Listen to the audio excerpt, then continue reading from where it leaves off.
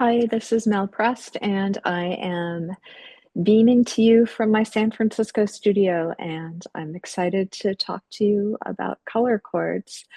It is my fourth solo show with Galleri Urbane, and it opens on May 8th. I hope that you'll get to see the work.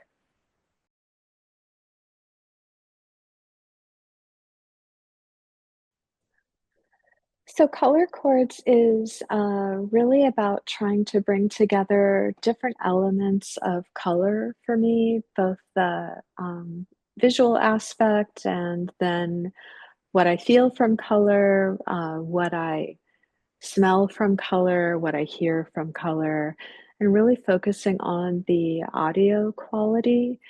uh, it seems like a great metaphor also because of the way that I'm using color in terms of coming up with three colors that work together.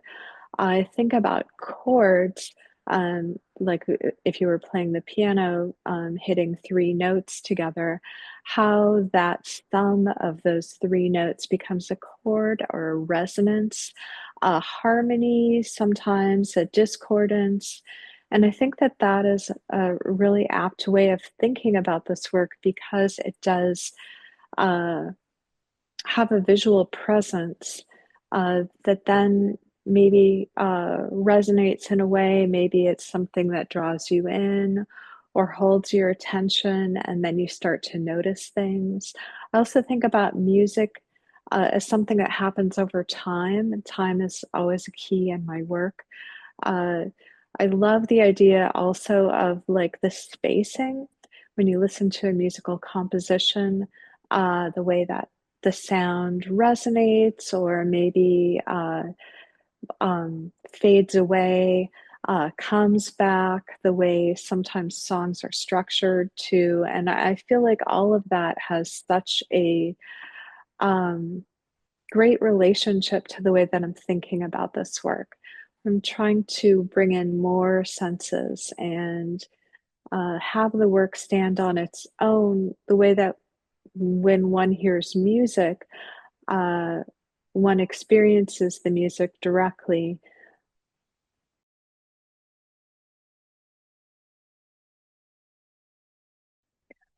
Color Chords is a different body of work than my previous show, Time is Not on a String, but it is related. Uh, Time is Not on a String began during the pandemic when my studio and much of San Francisco was closed. And so I was working at home on watercolor paper and working based on an essay I had heard someone had written about how we worked with time and how time has changed. And because we were in this timeless space during the pandemic and being at home or always working or never working, uh, I found that that kind of discordance with clock time was important to engage. And so Time is Not on a String was really about events triggering time and how time was, I don't know, I guess, recorded through events and marks rather than the clock. Color Chords is more about being out in the world again and seeing and feeling color. For me, color isn't primarily visual, but it has a lot of senses compacted into it, like scent and sound. And so, working with color and thinking of it in terms of the three colors that I always use in the paintings on panel, how adding, subtracting, using different colors together, working with transparency and opacity, really thinking about like color combinations and line combinations that would create harmonies and discordances and show maybe like a kind of a composition overall of different uh, maybe feelings or sounds or shapes.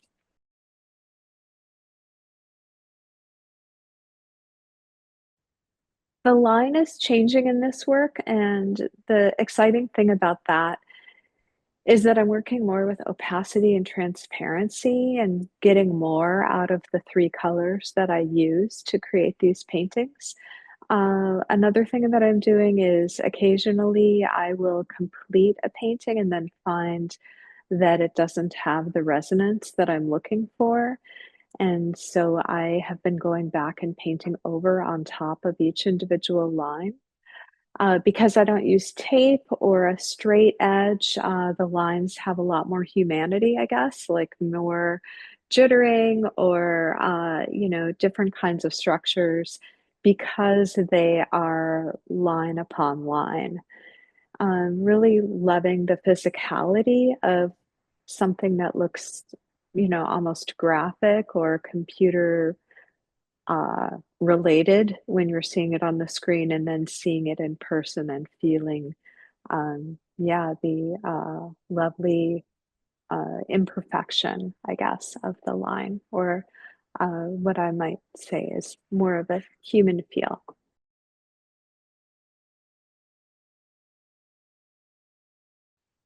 I talk about some of the paintings as being related to friends or friendships, and for me, different people are different colors.